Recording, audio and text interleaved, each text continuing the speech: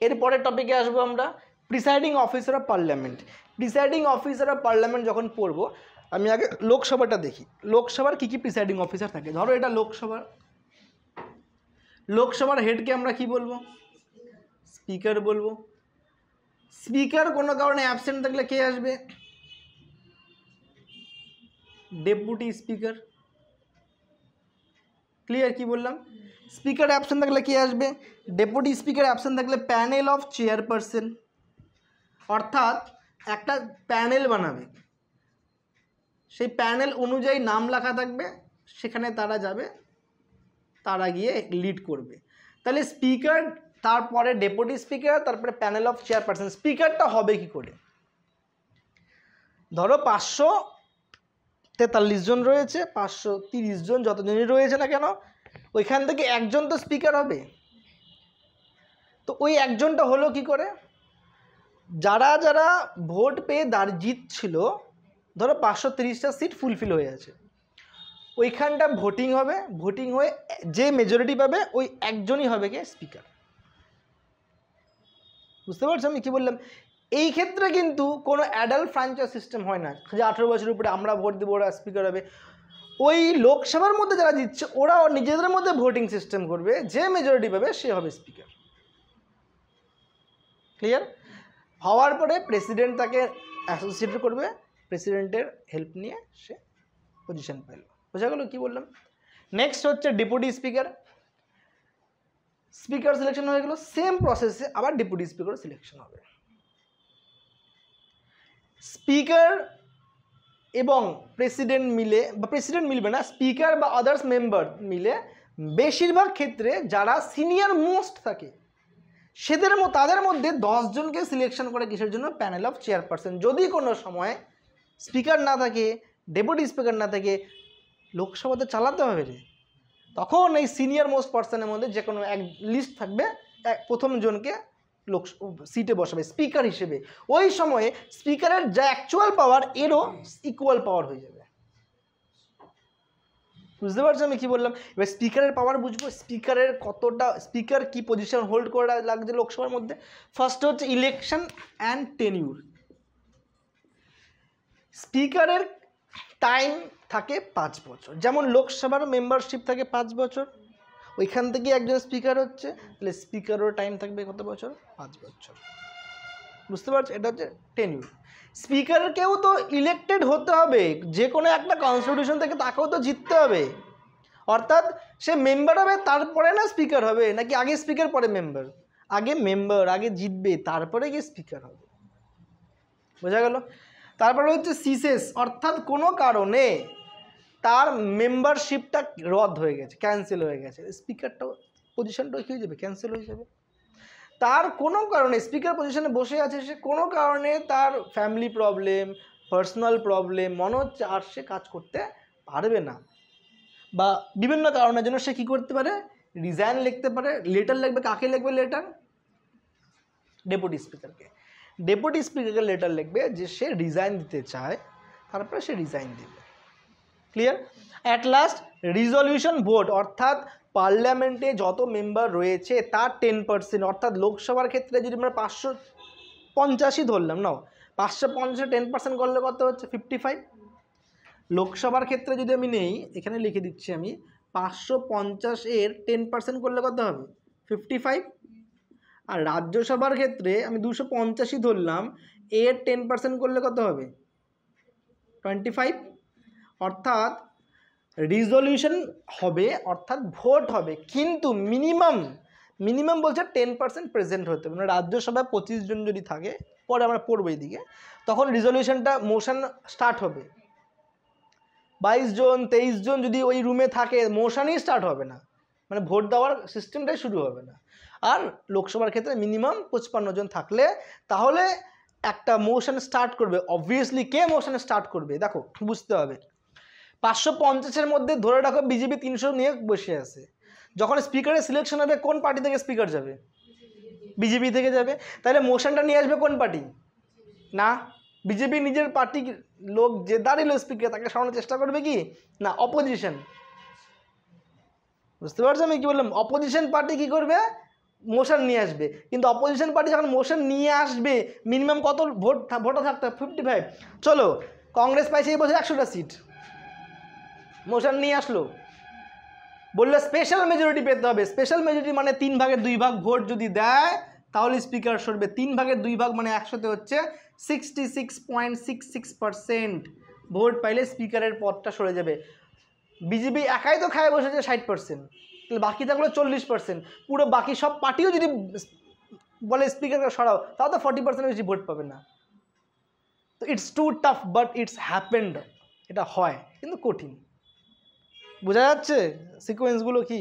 অর্থাৎ opposition obviously opposition পার্টিকে নিয়ে আসবে, মোশন নিয়ে আসবে, আর অপোজিশন পার্টি যদি স্পেশাল মেজরিটি ওই ভোটে না পায় যাবে না। মেজরিটি দুই রকমের, একটা 50%-এর বেশি নর্মাল মেজরিটি, আর একটা স্পেশাল মেজরিটি 2/3, দ্যাট ইজ 66.66%।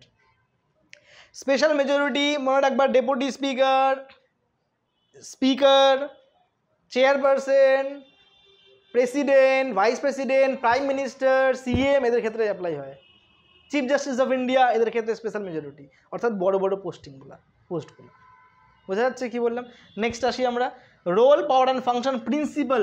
স্পিকারকে বলা হয় প্রিন্সিপাল স্পোক্স পারসন, অর্থাৎ সেই সাংসদের সবথেকে বড় পজিশন, সবথেকে মেন পজিশন হোল্ড করে থাকে হচ্ছে স্পিকার। প্রিন্সিপাল সর্বে সবথেকে বড় পোস্ট, স্পোক্স পারসন বক্তা। इंटरप्रिटर अर्थात धरो स्पीकर बोल माननीय सांसद जी राहुल गांधी जी आप बोलिए आपके पास अभी 10 मिनट टाइम है, वो बोला शुरू कर लो। तार माঝখানে আরেকজন যদি হাল্লা চিল্লা করে अब बैठिए बैठिए आप बैठिए आप बैठिए, এটা কে বলবে? সব স্পিকার বলবে। বুঝতে পারছো? ইন্টারপ্রিটার অর্থাৎ ও ডেকোরামটাকে মেনটেন করবে। রুল অফ প্রসিডিউর আগে স্টার্টিংয়ে বলবে কি রুলস রয়েছে, কি প্রসিডিউর রয়েছে। এইবারে যেমন বলা হয়েছে কেউ কোনো পিকচার ফটো শো করতে পারবে না। যখনই রাহুল গান্ধী একটা শিব ঠাকুরের ফটো শো করে তখনই ক্যামেরাটা অন্য জায়গায় শো করে দেয়, অন্য ভিডিও দেখায়। আবার রাহুল গান্ধী ওখানে টিভি লাগানো আছে তো দেখে কখন রাহুল গান্ধীকে দেখাচ্ছে, যখন রাহুল গান্ধীকে দেখায় ও আবার ফটোটা সঙ্গে সঙ্গে দেখায়, আবার 1 সেকেন্ড ক্যাপচারে আবার সরে যায়। তো এই রুলসগুলো কি কি ওখানে অ্যাপ্লাই করা যাবে, কি কি যাবে না, সব স্পিকার স্টার্টিংয়ে বলে দেবে শুরুতেই। ঠিক আছে? কন্ডাক্ট অফ বিজনেস মানে হচ্ছে রান করাবে, পুরো পার্লামেন্টের সিস্টেমটাকে রান করা, that is conduct of business. Parliamentary proceedings চালু করাবে। অ্যাডজন্ট, দেখো অ্যাডজন্ট মানে হচ্ছে ধরো একটা মোশন চলছে, এবার বললো অ্যাডজন্ট অর্থাৎ কালকে আবার শুরু হবে, ধরো বা টাইম বলে দিল অ্যাডজন্ট সিনে ডাই, একদম শেষ, ওই লোকসভাটাই শেষ। এইগুলো আমরা যখন লোকসভার সেশনটা পড়বো তখন বুঝবে অ্যাডজেন্ট কি, অ্যাডজেন্ট সিনেডাই কি, কদিন পর পর আবার স্টার্ট হবে। অ্যাডজেন্ট সিনেডাই যখন হবে তখন লোক স্পিকার ডাকবে, স্পিকার তো থাকবেই তো না, তার প্রেসিডেন্ট ডাকবে সামান দিয়ে। তো সিস্টেমগুলো আমরা সেশন যখন পড়বো নেক্সট ডে তখন বুঝবো। তার মানে যখন অ্যাডজেন্ট করবে কে করবে? স্পিকার, অর্থাৎ বলে দিল কালকে আবার স্টার্ট হবে। ক্লিয়ার? নেক্সট কোয়ারাম। কোয়ারাম 10%, মোট 550-এর মধ্যে মিনিমাম 10% করলে কত হয়? 55 জন যদি ওই রুমে না থাকে পার্লামেন্টের ভাষণ দেওয়া শুরুই হবে না, প্রসিডিংই শুরু হবে না। এটাকে বলছে কোয়ারাম। মিনিমাম এটা ইউপিএসসি জিজ্ঞাসা করে, কোয়ারাম 10%, দ্যাট ইজ 55 জন। বুঝতে পারছো কি বললাম? নেক্সট হচ্ছে ডেডলক। ডেডলক কাস্টিং ভোট কেমন? ধরো কোনো একটা সমস্যা হইলো, 550, এ পার্টি বি পার্টি এই পার্টিও 225টা ভোট দিল। ধরো বললো স্পিকারকে, স্পিকার ছাড়ো, বললো কোনো একটা বিল নিয়ে আসলো, বললো রোড পাস হবে, এত কোটি টাকা স্যাংশন। এই পার্টিও ভোট দিল না 250, এই পার্টিও ভোট দিল 250, ডেডলক হয়ে গেল না? তখন স্পিকারের পাওয়ার আছে, ও নামবে যে কোনো একটাতে ভোট দিবে। বুঝতে পারছো? কিন্তু ইনিশিয়ালি ফার্স্টে ভোট দিতে পারবে না, যদি প্রবলেম হয় তখন গিয়ে একটা করে ভোট দিয়ে আসো। বুঝতে পারছো? এটা হচ্ছে ডেড লকটাকে সরবে casting vote. Joint setting. Joint setting মানে মনে রাখবা আমাদের বিল পাস হওয়ার প্রথম অর্থ হচ্ছে রাজ্যসভা থেকে একটা বিল মোশন উঠলো, মোশন হওয়ার পরে মেজরিটি পেলো ওই বিলটাতে, বিলটা পাস হবে, ওই বিলটা কোথায় যাবে? রাজ্যসভার পরে ওই বিলটাই গেলে কোথায়? লোকসভায়। আবার মোশন উঠলো, বিল পাস হইলো, মেজরিটি পাইলে পাস হবে, কোথায় যাবে এই বিলটা? আবার প্রেসিডেন্ট। প্রেসিডেন্টের কাছে গেল, প্রেসিডেন্ট দেখলো হ্যাঁ ঠিকঠাক আছে, শর্টকাটে বলতেছি আমি এটা, প্রেসিডেন্ট দেখলো হ্যাঁ ঠিকঠাক আছে, প্রেসিডেন্ট স্ট্যাম্প দিবে, অফিসিয়াল গ্যাজেটে পাবলিশ করলো যে বিলটা পাস হয়ে গেল। ক্লিয়ার? এবার বলছে এখানে জয়েন্ট সিটিং মানে কোনো সময় রাজ্যসভা থেকে একটা বিল পাস হচ্ছে না, রাজ্যসভা থেকে বিলটা পাস হচ্ছে না। ক্লিয়ার? কোনো যায় আসে না, লোকসভা থেকে পাস হলেই হয়ে যাবে। অর্থাৎ এইটা ম্যান্ডেটরি থাকছে না, মানে স্টার্টিং থেকে যদি লোকসভা থেকে পাস হয় রাজ্যসভায় ঘুরে আসবে না। আবার বলছি, লোকসভা থেকে পাস হলে কোথায় চলে যাবে? ডাইরেক্ট প্রেসিডেন্ট হ্যাঁ বললে তো হ্যাঁ বিল পাস, রাজ্যসভায় ঘুরে আসবেই না। হ্যাঁ কনসেন্টের জন্য ঠিক আছে কিনা, কোনো চেঞ্জ করার প্রয়োজন আছে কিনা, সাজেশন দেওয়ার থাকলে দেন রিটার্ন করতে পারে, আলাদা আলাদা প্রবলেম। বোঝা গেল কী বললাম? কিন্তু যদি রাজ্যসভায় কোনো যদি বিল পাস হয় সেটা কিন্তু প্রেসিডেন্টের কাছে ডাইরেক্ট যাবে না, যাবে কোথায়? ফার্স্টে, তারপরে যাবে কোথায়? এইবার কোনো কারণে একটা বিল রাজ্যসভা থেকে, ধরো রাজ্যসভা থেকে পাস হচ্ছে না, কোনো একটা বিল পাসই হচ্ছে না, ও লোকসভায় যাবে কি করে? ধরো এই একটা বিল স্টেটের কোনো একটা বিল, ওটা রাজ্যসভায় তুললো, রাজ্যসভা থেকে পাসই হচ্ছে না, হচ্ছেই না, লোকসভায় যাবে কি করে? আর বিলটা রাজ্যসভা থেকেই পাস করবে, পাস হবে কি করে বিলটা? তাহলে কি হবে? জয়েন্ট সিটিং ডাকবে, অর্থাৎ রাজ্যসভা লোকসভার মেম্বারগুলোকে সবাইকে একসঙ্গে বসাবে। এই জন্য আমাদের এখন কত ক্যাপাসিটি জানো? যোগ করবা তো 550 আর ওদিকে 252, টোটাল এত ক্যাপাসিটি। কেন? যদি কখনো জয়েন্ট সিটিং হয় অতগুলো লোককে বসাবে।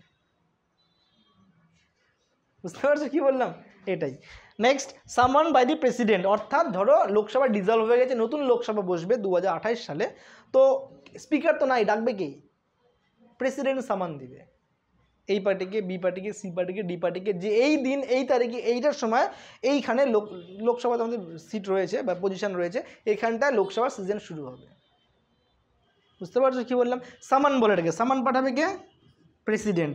সিক্রেট সিটিং, অর্থাৎ মাননীয় নরেন্দ্র মোদীজি বলল এখন একটা বৈঠক করবে স্পিকারের সঙ্গে, তার অনুমতিতে শুধুমাত্র ইউনিয়ন মিনিস্টার বা যে কোনো একজন বা দুজন মিনিস্টার, রুলিং পার্টির মিনিস্টার থাকতে পারবে।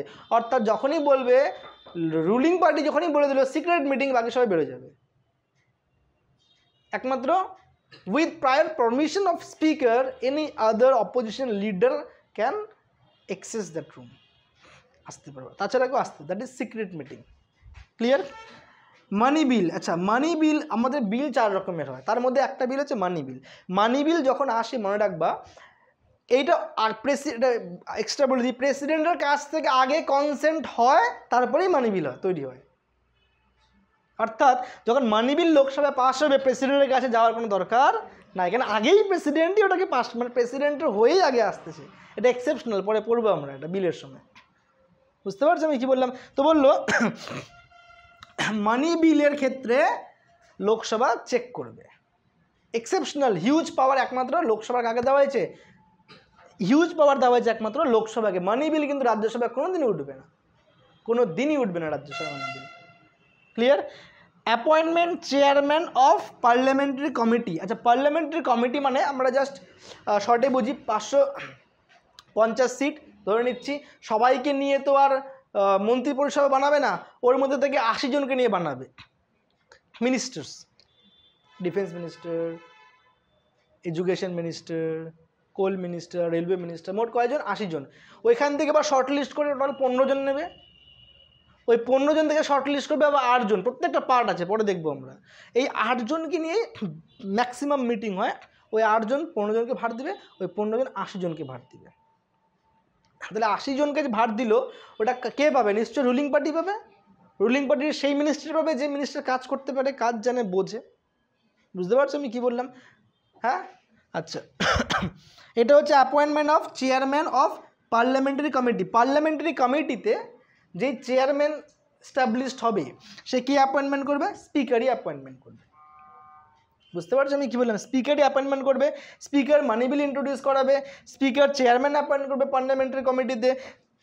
নেক্সট হচ্ছে ইন্ডিপেন্ডেন্সি অফ ইম্পারিটি, মানে স্পিকারের কতটা নিজের ওয়েটেজ রয়েছে। অর্থাৎ ধরো 10 জন যদি এসে বলে স্পিকার এখন মোশন নিয়ে এসে স্পিকারকে সরিয়ে দাও, অত সহজ নয়। স্পিকারের নিজের কি রয়েছে, ক্যাপাসিটি রয়েছে। সেটা ফার্স্টে বললো সিকিউরিটি অ্যান্ড টেনিউর, একবার যখন পজিশন পেয়ে গেল 5 বছর সে থাকবেই থাকবে, যতক্ষণ না স্পেশাল মেজরিটি দিয়ে তাকে রিমুভ করছে, ইমপিচমেন্ট করাচ্ছে, উনাকে কেউ সরাতে পারবে না। বাট নিজের ইচ্ছা, স্পিকারের নিজের ইচ্ছা থাকবে, that is a different issue. Clear? Next, salaries and allowance fixed by parliament, parliament ঠিক করে দেবে যে উনার স্যালারি কত হবে। স্পিকারের স্যালারি, আমাদের সংসদের মেম্বারদের স্যালারি, রাজ্যসভার মেম্বারের salary, prime minister, chief minister, যত রকম মিনিস্টার এদের স্যালারি সব আমাদের যে ফান্ড রয়েছে গভর্নমেন্ট ফান্ড, সেই ফান্ড থেকে ডিডাক্ট হয়, সেখান থেকেই ক্যালকুলেশন হয়। বুঝতে পারছো আমি কি বললাম? এবার আমরা অর্ডার দেখি। ফার্স্ট অর্ডারে প্রেসিডেন্ট বসে আছে, পজিশন যদি দেখি র্যাঙ্ক অনুযায়ী, র্যাঙ্ক ফার্স্টে কে? প্রেসিডেন্ট, তারপরে র্যাঙ্ক, তারপরে র্যাঙ্ক, তারপরে র্যাঙ্ক, তারপরে র্যাঙ্কে দেখো chief justice of India is equals to speaker is equals to deputy prime minister. তার প্রাইম মিনিস্টার কোনো কারণে অ্যাবসেন্ট থাকলে তার পরিবর্তে deputy prime minister is equals to prime minister হিসেবে কাজ করবে। তাহলে chief justice of India, speaker, deputy prime minister হচ্ছে ইকুয়াল পার্ট, তারপরে হবে ক্যাবিনেট মিনিস্টার, তারপরে বাকি অন্যান্য মিনিস্টার। তার মানে অন্যান্য মিনিস্টারের থেকে, আমার বলার উদ্দেশ্য এইটুকু লাইন জাস্ট, অন্যান্য মিনিস্টারের থেকে স্পিকারটা উপরে রয়েছে। বাট আমি পুরোটা দিলাম কেন বুঝতে, আর কোনো সমস্যাই হবে না, লাইনটাই তুমি বুঝে গেলা। Speaker is equals to salary chief justice of India, বা স্পিকারের যে position, rank is equals to Chief Justice of India rather than is bigger than the other any other minister except this. বুঝে গেল? নেক্সট ডেপুটি, আচ্ছা deputy স্পিকারটা কি? Deputy speaker হলে speaker কোনো কারণে অ্যাবসেন্ট থাকলে স্পিকার নমিনেট করবে কাকে? Deputy speaker. ডেপুটি স্পিকার আসবে, but deputy speaker equivalent speaker হিসেবে কাজ করবে। What was the role and function power of speaker, now deputy speaker will avail all this power, role and function. Deputy speaker স্পিকারের হয়ে সব রকমের কাজ করবে, সেম পাওয়ার থাকবে। ডেপুটি স্পিকার না থাকলে প্যানেল অফ চেয়ারপারসন তৈরি করবে, মোস্ট 10 সিনিয়র পার্সন তৈরি করবে, তাদের মধ্যে যে কোনো একজন এসে স্পিকারের কাজ করবে, শেষ। নেক্সট যাবো আমরা কোথায়? রাজ্যসভা। রাজ্যসভার ক্ষেত্রে যেমন আমরা স্পিকারের হেড কি দেখলাম, লোকসভার হেড কি দেখলাম, বাট রাজ্যসভার ক্ষেত্রে হেড কিন্তু স্পিকার বলে না, কি বলবো আমরা? চেয়ারম্যান। রাজ্যসভার ক্ষেত্রে হেড হবে চেয়ারম্যান। চেয়ারম্যান কোনো কারণে অ্যাবসেন্ট হলে deputy chairman. Clear? Deputy chairman কোনো কারণে অ্যাবসেন্ট হলে panel of vice chairperson, panel of vice chairperson. Sequence বোঝা গেল? লোকসভার ক্ষেত্রে স্পিকারের যা যা পাওয়ার, রাজ্যসভার ক্ষেত্রেও চেয়ারম্যানের সেম পাওয়ার, এক্সেপ্ট দুটো জিনিস। নাম্বার 1, জয়েন্ট সিটিংয়ের পাওয়ার নাই চেয়ারম্যানের। কেন জয়েন্ট সিটিং কে ডাকবে? স্পিকার। জয়েন্ট সিটিং এখানে হচ্ছে না, তার মানে লোকসভাতে যদি কোনো মিটিংয়ে প্রবলেম হয় তো চেয়ার যে ম্যান রয়েছে সে তো এখানে রয়েছে না, সে এখান থেকে ডাকবে কি করে? কিন্তু এখানে যদি কোনো প্রবলেম হয় এখানকার স্পিকার একে ডাকতে পারে। বুঝে গেলাম? নাম্বার 1।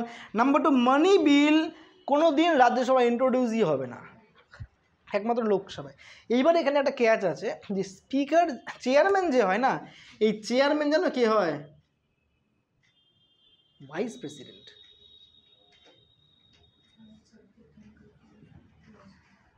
বুঝতে পারছো কি বললাম? চেয়ারম্যানটা কে হয়? Vice president. President, vice president. তাহলে এখানে একটা জিনিস বুঝে, এবার ভাইস প্রেসিডেন্ট কোথা দেখলাম আমরা? এখানে সেকেন্ড পজিশনে। আর স্পিকার কোথা দেখো? এখানে। তাহলে ভাইস প্রেসিডেন্টের পজিশনটা কত আগে স্পিকারের। এখানে আমরা স্যালারি কি দেখলাম? ওইখানটা স্যালারি বর্তমানে কত লাখ? 4.5 লাখ চেয়ারম্যানের স্যালারি।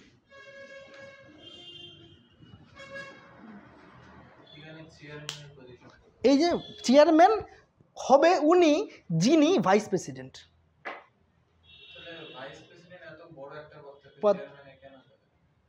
ভাইস প্রেসিডেন্ট কোনো কারণে যদি অ্যাবসেন্ট হয় দেন ভাইস প্রেসিডেন্ট আসবে। ভাইস প্রেসিডেন্ট তো কোনো কাজই থাকে না বিশেষ করে, যার জন্য ভাইস প্রেসিডেন্টকে কোথায় রাখা হয়েছে? রাজ্যসভার হেডে। কোনো কারণে প্রেসিডেন্ট অ্যাবসেন্ট হলে কে চলে যাবে? এই জায়গাটা কী হয়ে গেল? খালি হয়ে গেল। এই জায়গায় কে যাবে? Deputy chairman. বুঝতে পারছো আমি কী বললাম? ক্লিয়ার? ডেপুটি চেয়ারম্যান না থাকলে কে যাবে? Panel of vice chairman. এই প্যানেল অফ ভাইস চেয়ারপারসন তৈরি করবে কে? চেয়ারম্যান। যখন চেয়ারম্যান থাকবে তখনই তৈরি করে যাবে এই প্যানেলটা, সেখান থেকে চলে যাবে।